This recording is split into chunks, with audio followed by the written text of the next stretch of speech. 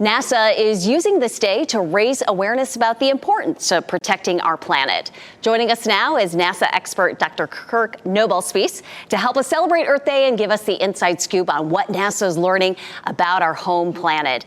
Good afternoon and happy Earth Day to you. Happy Earth Day to you.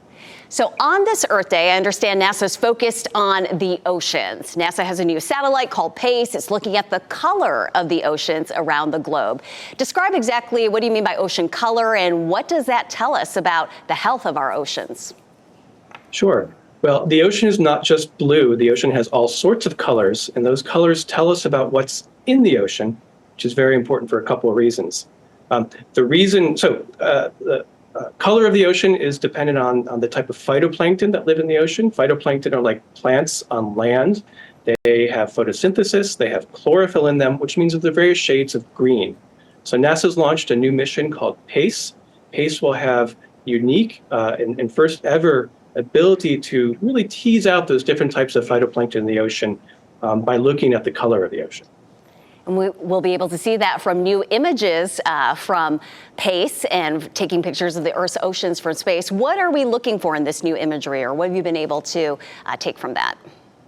Well, historically, we've been able to understand how much phytoplankton is present in the ocean. We haven't had the ability to really distinguish between different types of phytoplankton.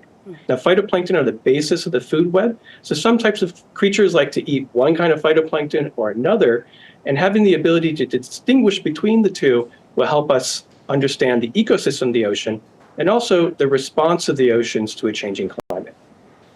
And Dr. Knobelspiesse, PACE is also tracking small particles in our atmosphere, like smoke from wildfires. Why do we want to measure these tiny things from space?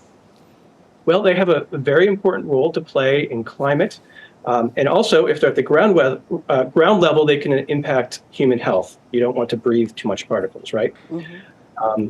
So the role that particles play in climate is actually quite hard to understand because they influence the formation of clouds. So you can change a bunch of particles in an area, and you can change the types of clouds that happen in that area, and therefore the precipitation and other aspects of climate.